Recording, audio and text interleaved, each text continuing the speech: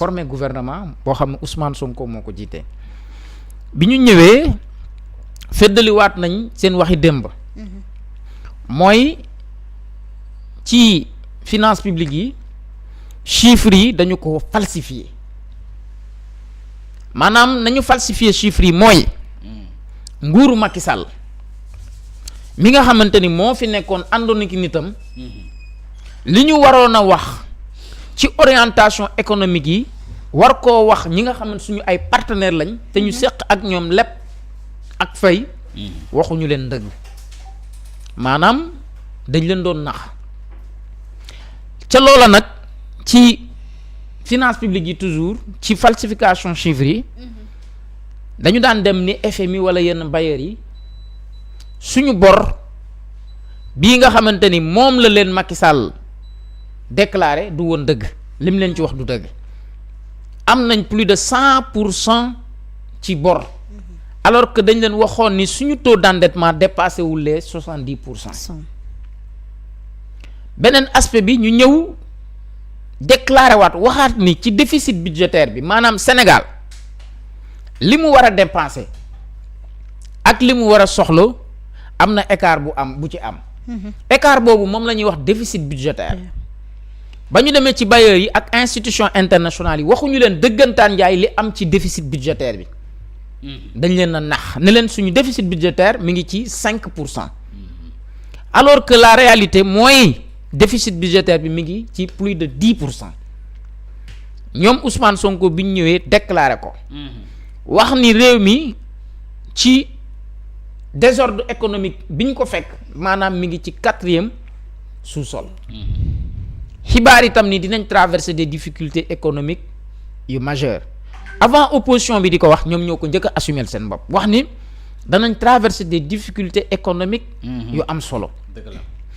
waaye wax ko la Macky Sall doon def wax ko ak dénoncer ko moo gën fuuf bañoon koo wax ko te ñu traverser des moments difficiles pour 1 année wala 2 années moo gën fuuf ñàkkoon koo wax bañoon koo wax ndax bañoon koo wax conséquences yi moo gën a garaaw fuuf que nga wax ko ñu régler ko une bonne fois pour toutes ñu reprendre suñu chemin économique.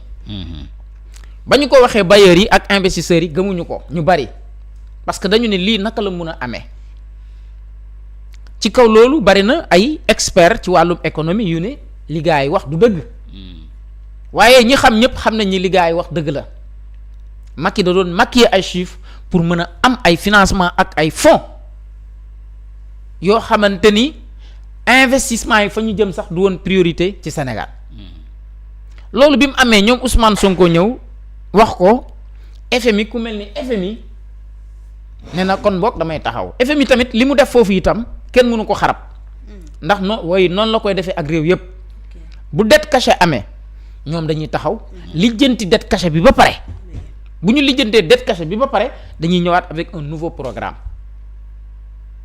Le Sénégal de Diomaye Faye et de Ousmane Sonko dañ ko sauver économiquement parlant. Diomaye et Ousmane Sonko ont sauvé cette république-là. Comment ça?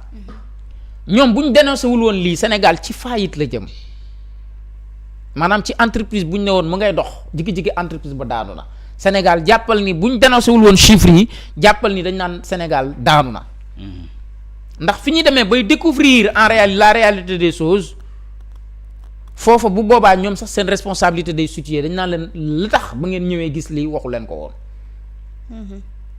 loolu bokk na tey ci li indi conséquences économiques yi ñuy traversé économiquement parlant personne ne peut vous dire que réew mi ngi dox économiquement parlant ko ci comme nuñ ko souhaité mais tout le monde a compris lan moo tax réew mi économiquement parlant fi mu waroon a yeggu fa loolu ñëpp xam nañ ko mooy li ma la expliquer ni loolu lañ fi fekk nekk di jéem a rétablir la situation malgré loolu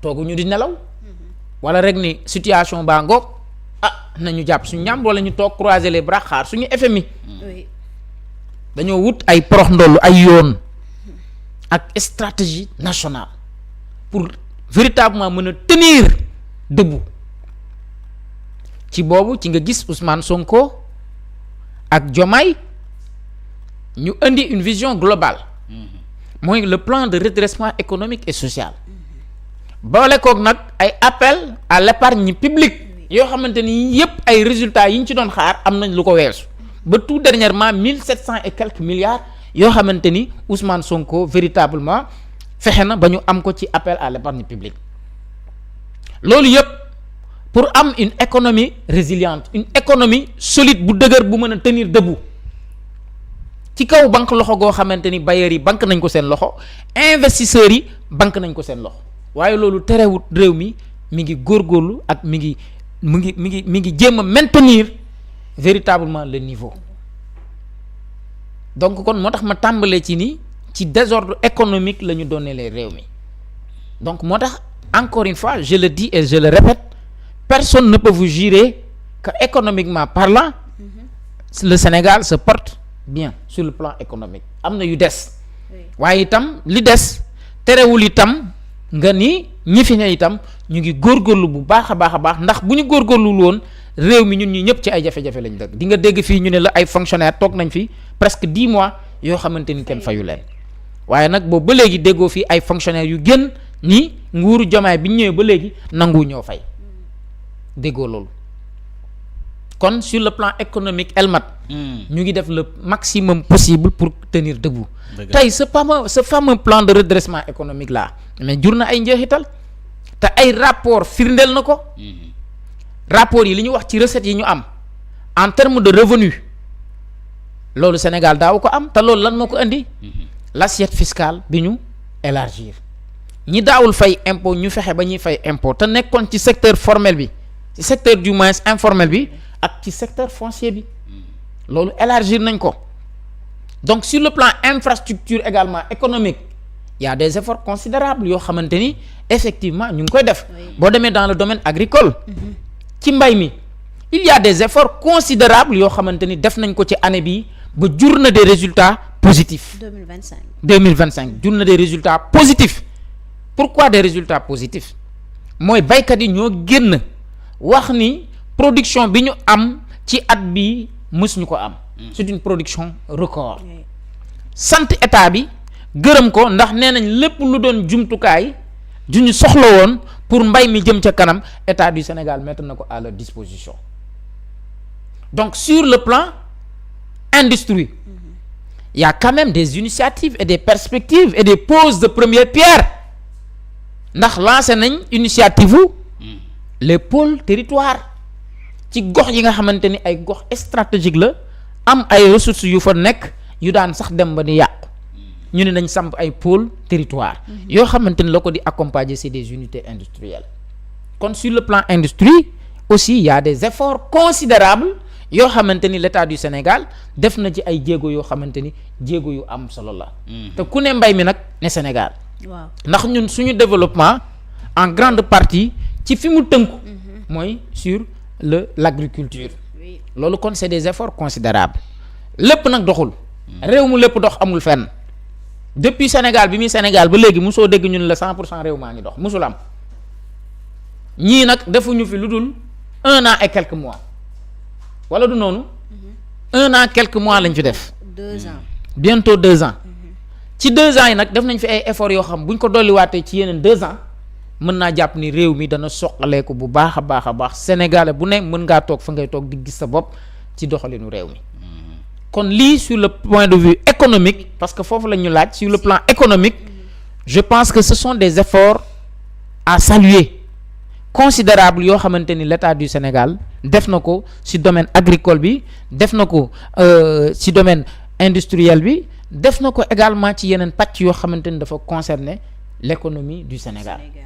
En tout cas, c'est le souverainisme que Ousmane Sonko nous a théorisé pendant des années et que véritablement cette souveraineté-là, cette sécurité alimentaire-là, de plus en plus ñu ngi gis ay jéego yoo xamante ni ñu ngi ci góorgóorlu di ko teg ndax tey bor bi nga xamante ni ñu ngi ko doon leb mi ngi wàññeeku ndax di nga dégg yaa ngi gëj nga dégg ni Sénégal mi ngi def ay leb mi ngi leb de loolu day gëj a am maanaam boo ko déggee tey mën nga toogaat ay weer yu baree bari dootoo ko dégg loolu nag li ñu ko may mooy le plan de redressement économique et social commence véritablement à porter ses fruits donc c'est un plan boo xamante ni aujourd'hui indil nañu 600 et quelques milliards yoo xamante ni mi ngi jëm ci ay projets. Donc sur le plan infrastructure il y a des avancées significatives parce que dugg ci réew mi xam ni il y a des infrastructures économiques yoo xamante ni ñu ngi koy mettre en place de petit en petit. En tout cas de petit à petit l'oiseau fait son nid. On a espoir à ces messieurs là et que cet espoir là la ñuy ñaan yàlla bu mu daanu. Voilà. Ça c'est sur le point de vue économique.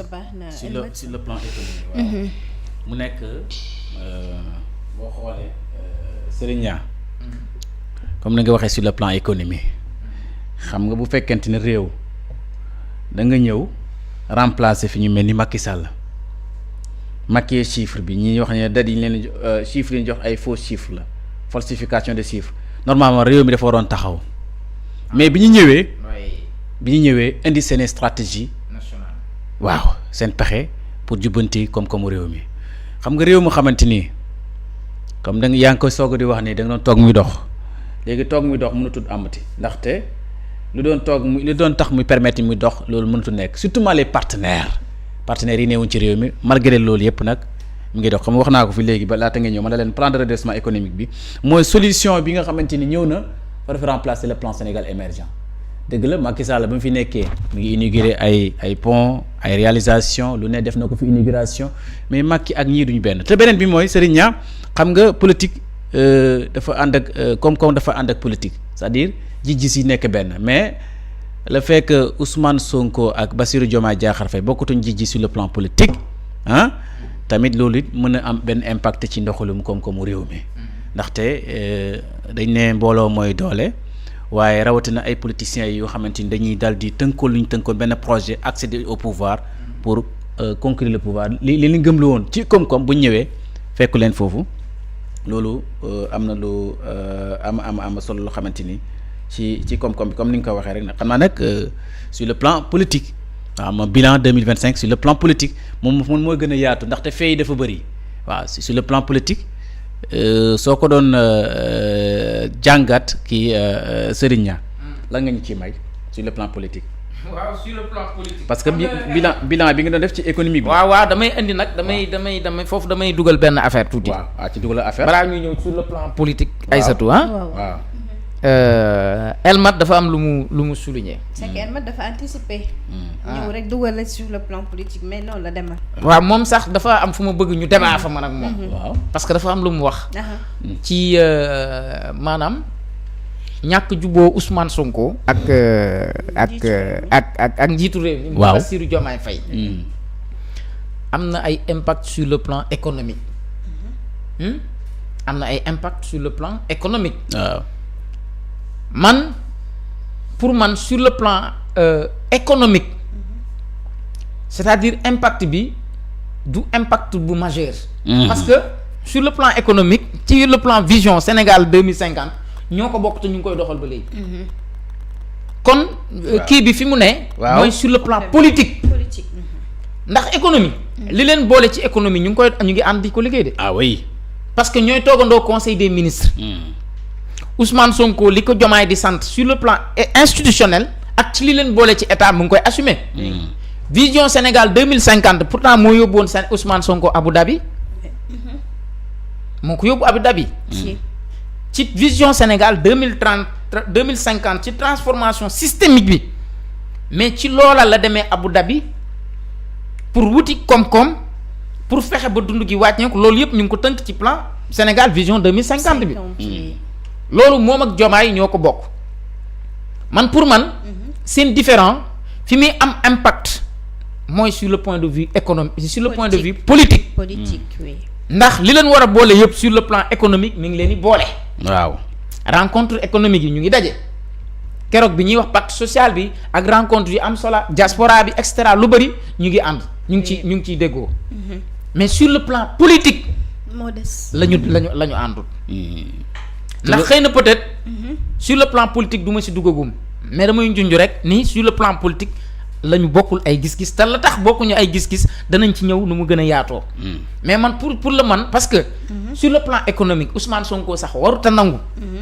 sur le plan économique Diomaye di ñàkk produire ay résultats parce que xam nga bu ëllëgee moom daf ci am une part de responsabilité parce que ba tey mi ngi ci gouvernement bi c'est le chef du gouvernement bu fekkoon dafa démissionné wala dafa génn gouvernement bi laa moom yoonam nekkul oui ndax sénégalais yi dañ leen a exposé ba pare fi ñu leen exposé mooy Sonko moo leen jaay ni mooy Diomaye Diomaye mooy moom donte loolu sur le plan politique amatul waaye sur le plan économique il faut que Ousmane Sonko assumer responsabilité am comme chef du gouvernement jusqu'à la fin ba keroog moom ñu naan génn na ci gouvernement bi wala ba keroog ñu naan génnee nañ ko gouvernement bi parce que ëllëg est-ce que xam nga ni bu ñuy juger sénégalais yi voté woon bu ñuy juger en premier lieu ñu ci bëree Sonko la ñuy njëkk a juger parce que bu boobaa dañ koy mettre devant ses responsabilités yaa ñu jaayoon Diomaye ñun xamuñu woon Diomaye parce que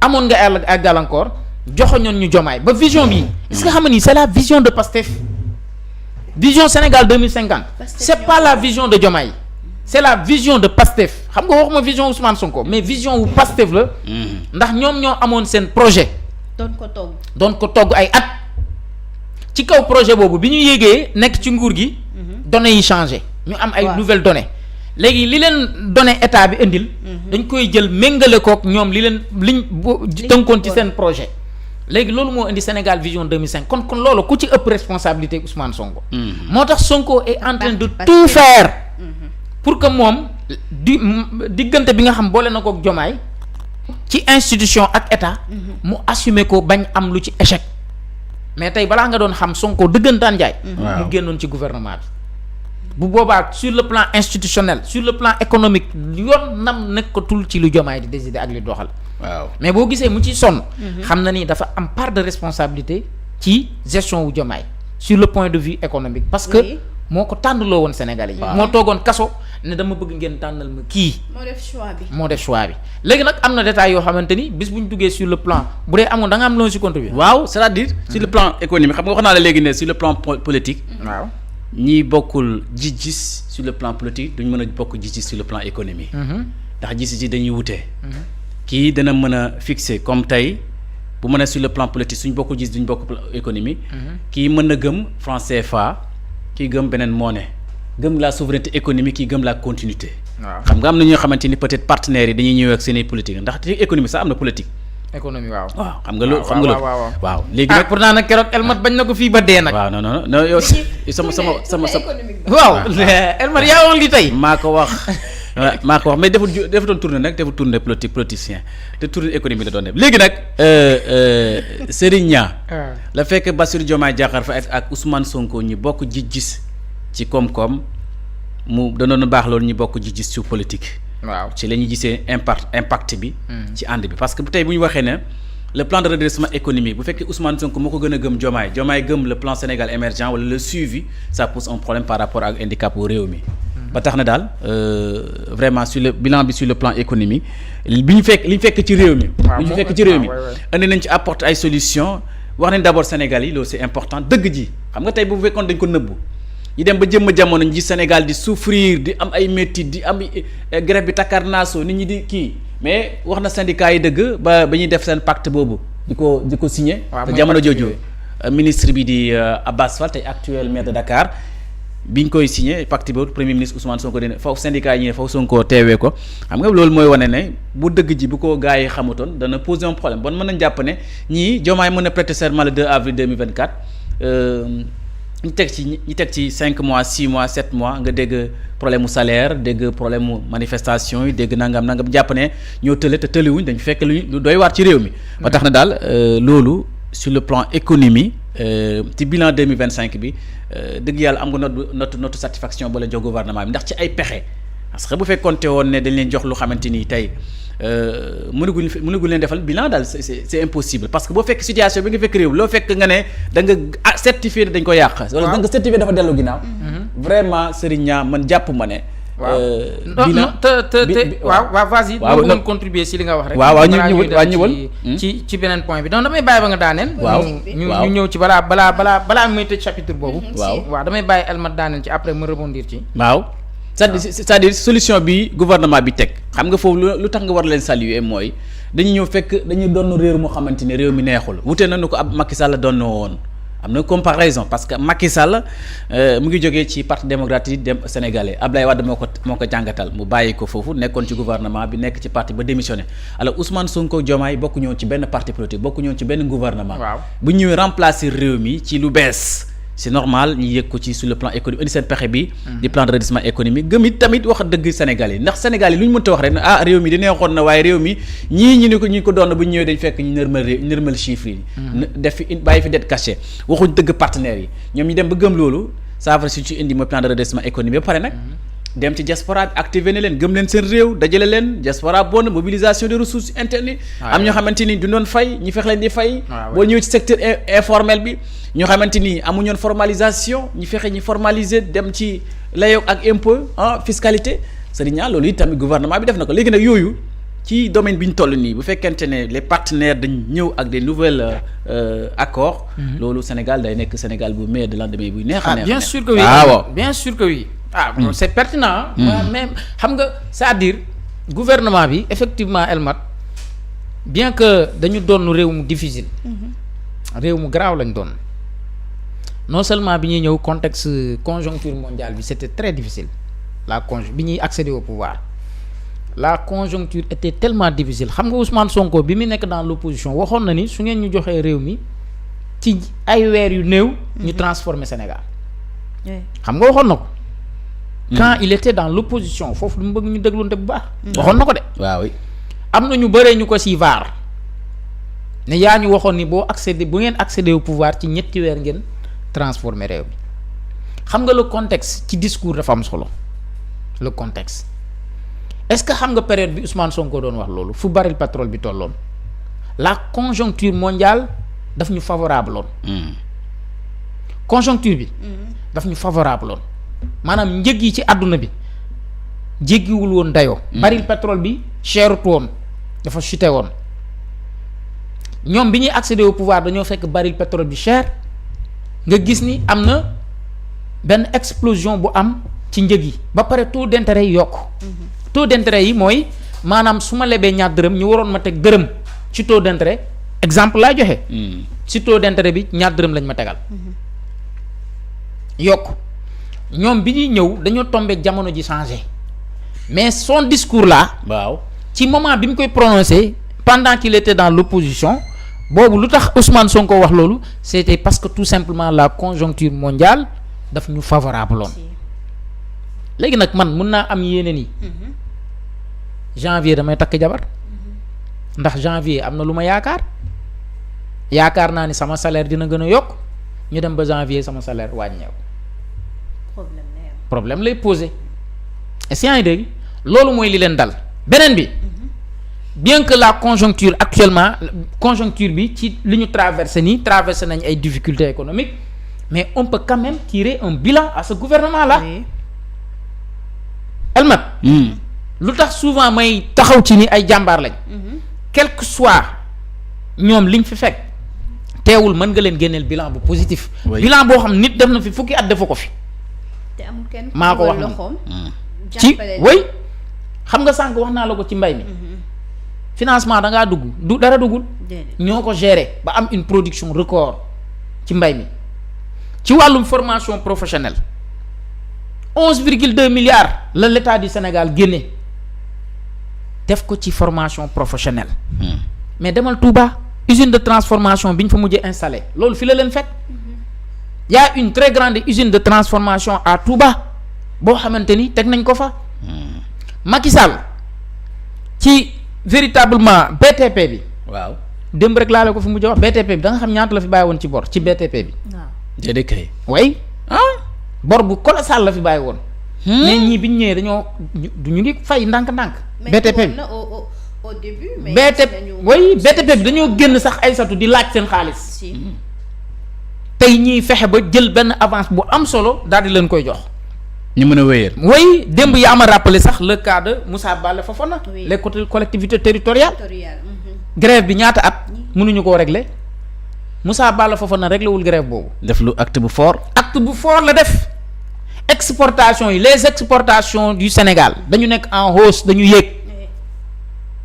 te nag réew mu tegu si yoon nee naa la baromètre bi gën a gaaw pour nga natt ne réew mi ngi si yoon jëlal exportation yi ak importation yi nga teg exportation importation nga teg bu dee importation moo ëpp exportation jàppal ni réew moomu demut réew moomu dépendance bi jéggi na dayo waaye bu fekkee ni exportation yi moo ëpp moo ëpp que importation yi jàppal ni réew maa ngi si yoon di dem maanaam lii génn moo ëpp liy dugg réew loolu mooy baromètre bi gën a gaaw xoolal lii génn ak liy dugg léegi nag Sénégal lii génn moo ëpp liy dugg bu fekkoon ni lii génn moo ëpp lii dugg moo ëpp lii génn bu boobaa da ngay xam ni Sénégal mi ngi ci dépendance bu jéggi dayoo te dépendance boobu dañ ko war a régler te loolu lan moo ñu ko may le plan de redressement économique et social moo ñu ko may beneen bi les recettes de l'État yaa ngi koy wax léegi les recettes de l'État xool nga rapport yi fi jot a génn yépp li mu wax en terme de recette de l'État li nga xamante ni loolu la Sénégal di am loolu daawuñu ko am nañu waxante dëgg beneen bi nee naa la Sénégal tey bokk na ci réew yi gën a influent en Afrique te dafa am ay critères yu am solo yoo xam moo tax mu am te bi ci njëkk c'est la bonne gouvernance le Sénégal tey kenn du ko jàngal la bonne gouvernance et que cette bonne gouvernance là cette politique de bonne gouvernance là depuis 2024 à travers la CENTIF ak yeneen organisme de contrôle Sénégal nekkatul ci liste bi nga xamante ni la Banque mondiale dañu leen fa dugaloon pour réew yi nga xamante dañuy yëngatu ci mbirum blanchiment de capitaux loolu du effort. effort bu yaatu. léegi bonne gouvernance ak diplomatie. waaw ak potentialité économique tey moo tax Sénégal bokk ci réew yi nga xamante ni ñoo gën a influent en Afrique. est-ce que yaa ngi dégg beneen bi le secteur minier. mais il y a des avancées significatives. gis nañ effort yi nga xamante ni gars yi ñu ngi ci def le secteur de la communication léegi avec les redevances. redevances yi est-ce que xam nga ni ñaata la ci Sénégal daal am. redevance yi.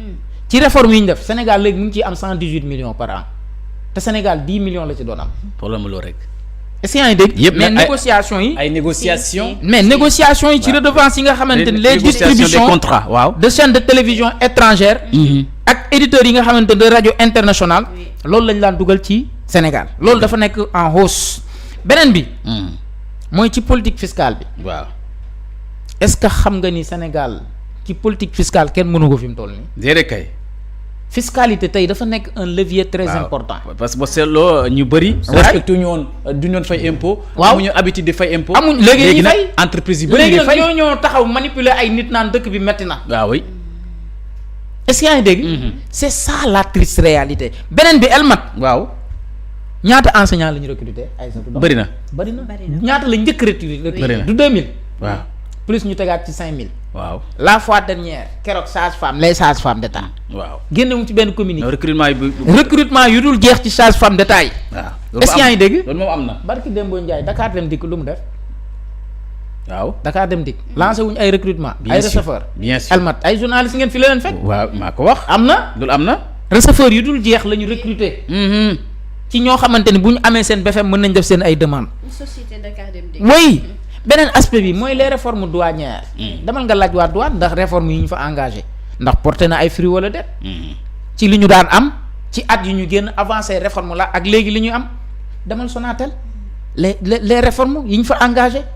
tey seen chiffre d'affaires ñoom ñëpp dafa yokk xam nga sax sànq sur le point de vue économique am na levier boo xam dañ koo fàtte bu am solo.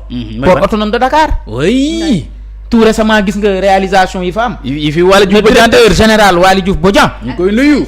oui ñu koy siyaare bu baax. oui def na fa ay liggéey yu am solo yu solo. le changement climatique. waay. ñaata milliards la Sénégal génne. dal di ak jàppale ko Ndar ak villes yi nga xamante ni dañoo vulnérable. waaw. ñaata milliards. barki Dembo Ndiaye la ñu inauguré benn usine d'assemblage. bu am solo de véhicules. militaire. barki Demba Ndiaye fii barki Demba Ndiaye rek. est-ce que yaa ngi dégg. ci Diamniadio. ci Diamniadio.